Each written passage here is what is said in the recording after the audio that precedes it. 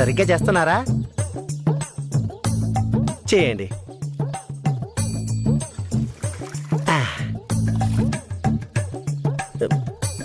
మంచిగా చెయ్యి. బాయిజాక, నేనేమైనా చేయనా? ఉల్లిపాయలు కొయ్యి. ఉల్లిపాయలా? ఏమైంది? ఏం లేదు, కోస్తా. నువ్వురా.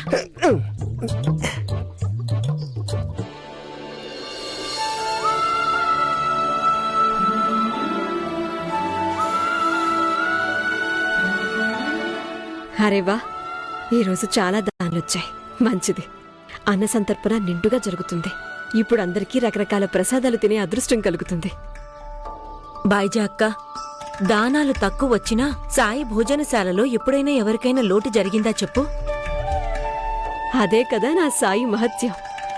ఇక్కడ భోజనశాలకి ఎంతమంది వస్తారు, కానీ తెలియనే తెలీదు అన్న సంతర్పణ ఎప్పుడు ఎంత తృప్తికరంగా ఎలా సంపన్నంగా జరుగుతుందో. ఇది నా మహత్యం కాదు, ఇది మీ అందరి సేవాభావం. సేవాభావంతో చేసినట్టి కార్యం ఏదీ కూడా అసఫలమవ్వదు. ఒకవేళ సహాయం చేయాలన్న అభిలాష ఉంటే అప్పుడు శరీరానికి అలసట ఉండదు, ఏ వస్తువుకి లోటు ఉండదు. అందుకే వేరే ఏది తక్కువ అనిపించదు, కేవలం నిస్వార్థ సేవాభావం తప్ప. సేవకుడు సేవలోనే ఉండాలి. సేవకుడు చెప్పిందే సర్వం. స్వచ్ఛంద సేవ లేకపోతే అతడు సేవకుడు ఎప్పటికీ కాలేడు.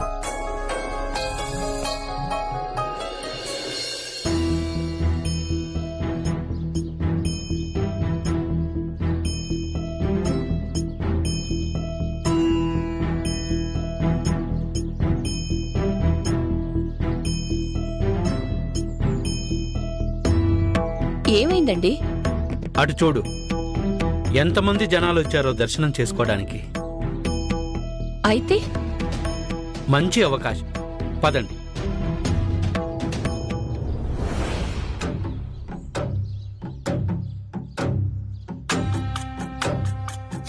నమస్కారం. నా తరపున ఈ మిఠాయిలు తీసుకోండి. తీసుకోండి.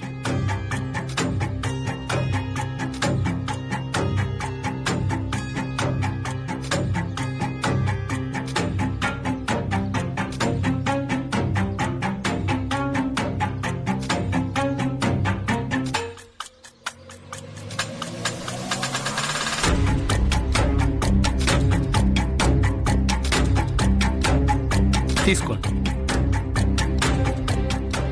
ఈ మిఠాయిలు ఎందుకు ఇస్తున్నారు? ఇంతకు ముందు ఎప్పుడు మిమ్మల్ని షిరిడీలో చూడలేదే. నా పేరు మహిషీలాల్, స్వర్ణకారుణ్ణి. నాసిక్లో నాకు చాలా పెద్ద ఆభరణాల దుకాణం ఉంది. బంగారు, వజ్రాలు, పగడాలు, ఆభరణాల్లో పొదిగే రాళ్లన్నీ మా దుకాణంలోనే దొరుకుతాయి. గొప్ప గొప్ప రాజులు, మహారాజులు, జమీందారులు, షావుకారులు అందరూ మా దుకాణానికి వస్తారు. మరొక విషయం, ముందు ఇది చూడండి. ఆభరణాలని, రత్నాల్ని కొనాలనుకున్నప్పుడు మీకు ఎవరికి ఎలాంటి అవసరం వచ్చినా మాకు సేవ చేసుకునే అవకాశాన్ని తప్పకుండా ఇవ్వండి. ఇవిగోండి కొన్ని కరపత్రాలున్నాయి, మీరు అందరికీ పంచిపెట్టండి.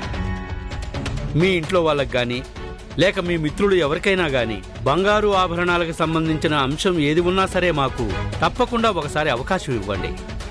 మా వల్ల వాళ్ళకి మేలే జరుగుతుంది. నిఖార్సైన సరుకు, నిఖరమైన ధర. నాసిక్లో మాకంటే సరసమైన ధరలకి అలాంటి ఆభరణాలని ఎవ్వరూ ఇవ్వలేరు. అన్నట్టు ఒకవేళ ఎవరైనా అడిగారనుకోండి ఈ మిఠాయిలు ఎవరిచ్చారని, అప్పుడు మీరు చెప్పండి నాసిక్లోని మహషీలాల్ నగల దుకాణం వారిచ్చారని. సరేనా? మంచిది, ధన్యవాదాలు. జై ఖండోబా. రండి రండి.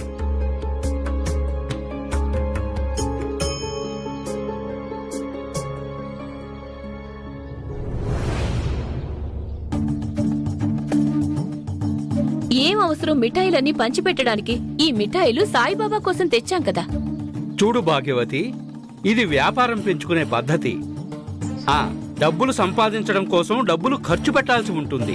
అయినా మన దుకాణం ప్రచారం కోసమేగా పెట్టుబడి పెట్టింది. ఇప్పుడు నువ్వే స్వయంగా ఆలోచించు. ఒక 10 రూపాయల మిఠాయిలతో మనం మొత్తం ఊరు జనాలకి మన దుకాణం గురించి ప్రచారం చేశాం. అవునా?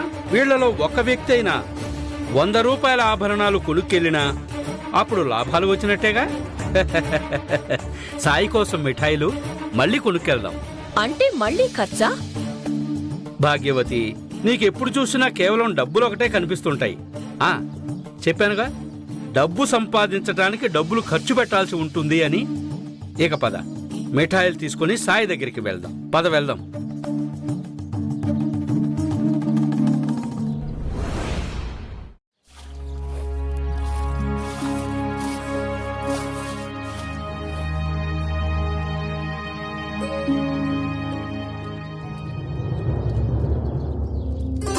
ప్రణామాలు సాయి. రాముడు నీకు మేలు చెయ్యాలి. నా పేరు విశ్వం. బాబా, నాది ఈ చెయ్యి పని చేయటం లేదు బాబా. ఒక దుర్ఘటనలో దీనికి దెబ్బ తగిలింది. అప్పటి నుంచి దీనికి శక్తే లేదు.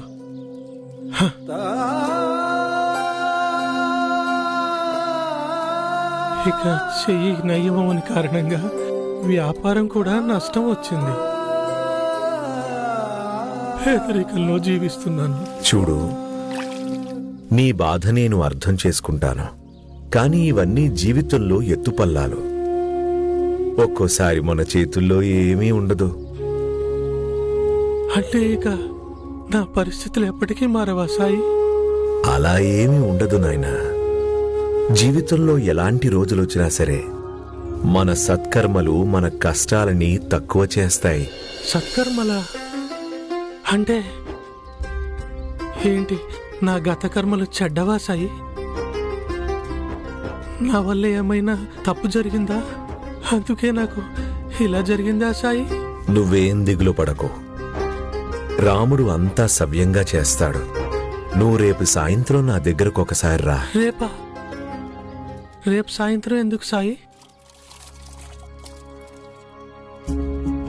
ఏంటి, మీరు ఇప్పుడే నాకు ఏమైనా సహాయం చేయలేరా సాయి? రేపు సాయంత్రం మళ్ళీ వస్తావుగా, అప్పుడు దీనికి కూడా సమాధానం దొరుకుతుందిలే.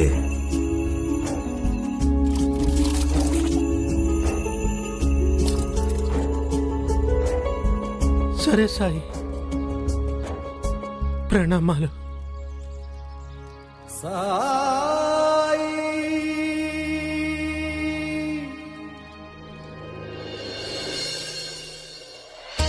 మహల్సాపతి బాబాయ్, ఈరోజు భోజనాల్లో మిఠాయిలు కూడా ఉన్నాయా?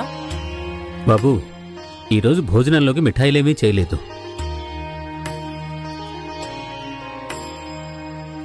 అవును సాయి, ఈరోజు భోజనంలో మిఠాయి వడ్డిస్తే బాగుంటుందని నా మనసులోనూ కోరికగా ఉంది. ఒకవేళ మీరు అనుమతిస్తే తాత్యాన్ని పంపించి దుకాణం నుంచి తెప్పించనా? ఆ అవసరం ఏం లేదు శ్రీకాంత్. ఈరోజు అందరి కోసం మిఠాయిలు వాటంతట అవే వస్తాయి.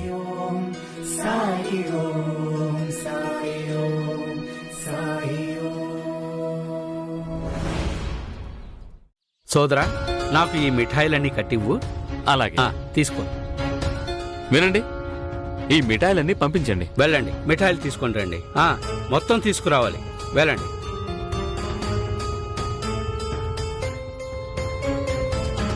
మిఠాయిలు మొత్తమా? కొన్ని తీసుకుంటే సరిపోయేదిగా, దానం ఇవ్వడానికే కదా. ప్రతి విషయానికి ఇంత ఖర్చు చేయటం అవసరమా ఏంటి? ప్రతిసారి ఇదే మాట. చెప్పానుగా, ఇది ఖర్చు కాదు, పెట్టుబడి.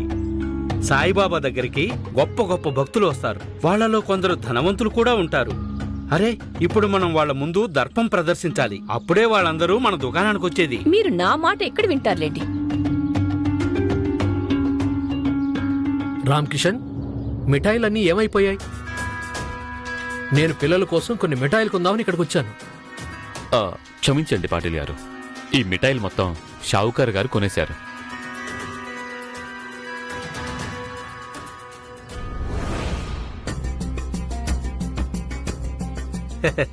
మీరు రావటం కొంచెం ఆలస్యమైంది. నా పేరు మహేషిలాల్.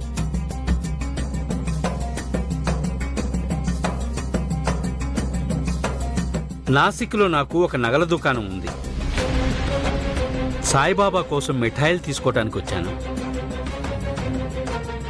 ఓ అలాగా, మిఠాయిలు సాయి కోసం తీసుకోవడానికి వచ్చారా? అవును. అయితే మీరు ఇన్ని మిఠాయిలు తీసుకెళ్లాల్సిన అవసరం లేదు. సాయి ప్రేమను చూస్తారు, మిఠాయిల విలువ కాదు.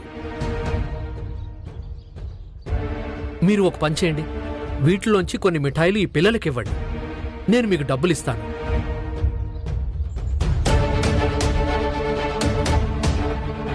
లేదు, నేను ఇవ్వలేనండి. చూడండి, ఈ పిల్లలు పక్కనే ఉన్న అనాథాశ్రమం వాళ్ళు. నన్ను వాళ్ళు ఒక కార్యక్రమానికి అతిథిగా పిలిచారు. నాకు చాలా కోరికగా ఉంది, నేను ఈ పిల్లల కోసం ఏదైనా చెయ్యాలని. అయితే నేను మీకు ఏం సహాయం చేయగలను? ఈ మిఠాయిలైతే నేను కొనేశాను. ఇక నాకు సెలవు ఇవ్వండి, నేను వెళ్తాను. పదండి, ఎత్తుకోండి. అలాగే.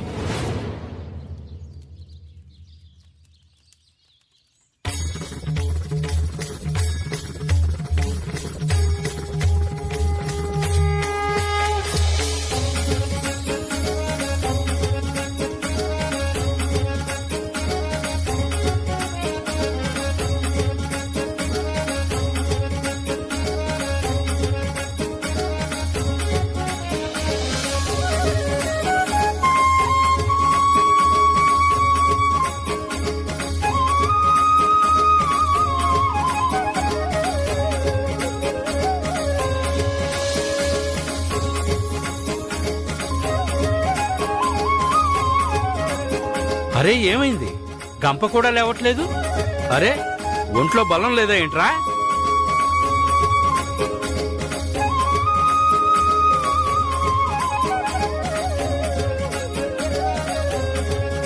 చాలా బరువుగా ఉంది అయ్యగారు, గంప లేవడం లేదు.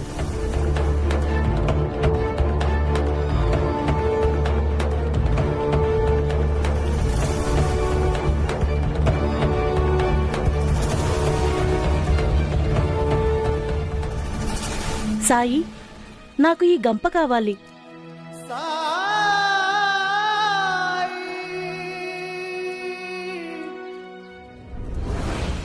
సరే పద, నేను కూడా ఒక చెయ్యి వేస్తాను. రా, పట్టు.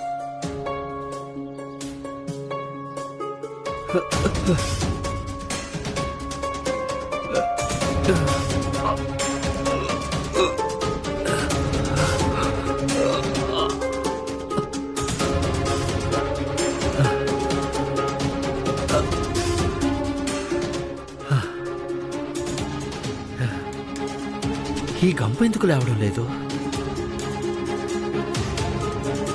ఇంత బరువు ఉండే ప్రసక్తే లేదు. ఎలా అనిపిస్తుందంటే ఎవరో పట్టుకొని ఆపుతున్నట్టు.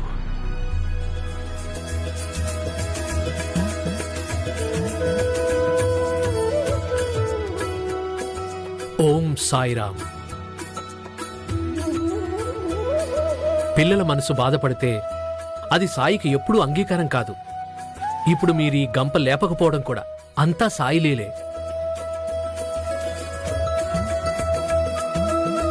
మీరు ఈ పిల్లలకి కొన్ని మిఠాయిలు ఇవ్వండి, అప్పుడు చూడండి గంప సులభంగా లేస్తుంది. కానీ ఇది ఎలా సాధ్యం? మీరైతే చేసి చూడండి.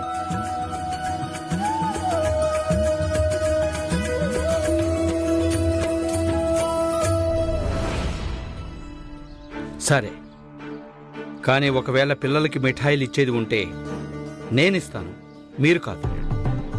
సాయి మహత్యం ఏమిటో నేను కూడా చూస్తాను.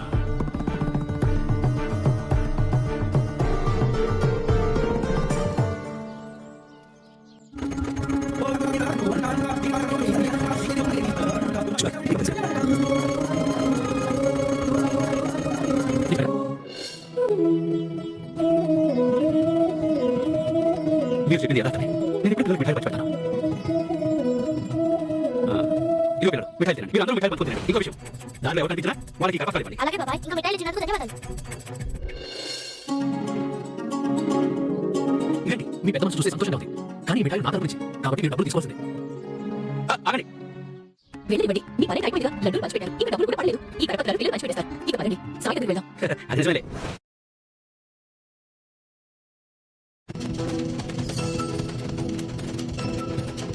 ఈ పక్షులు ఎలా తరిగి పుట్టాయి? వీటిని ఖైదు చేస్తే ఎలా అనిపిస్తుందంటే ఎలా అయితే ఒక మనిషికి అసత్యాల పంజరంలో ఖైదైనట్టు అనిపిస్తుందో అలా. అలాంటి పక్షి మరియు మనిషి వాళ్ళు సంతోషంగా ఉండరు, అలాగే ఇతరులు ఎవరిని కూడా సంతోషంగా ఉంచలేరు. ఈ రోజు చాలా శుభదినం, నువ్వు నీ కాలు పెడతావు అంతా. కానీ ఈ శుభదినం నాడు ఇన్ని అసత్యాలు మరియు కుట్రల కారణంగా వచ్చింది. ఇలా పొందిన సంతోషం ఎక్కువ రోజులు నిలవదు. ఒకవేళ సంబంధానికి శ్రీకారం అబద్ధాలతో చేస్తే దాని ఆయువు ఎంత ఉంటుంది? ఎంతకాలం ఈ అబద్ధాలు చెప్పగలుగుతావు? ఎప్పుడైనా ఆలోచించావా నువ్వు?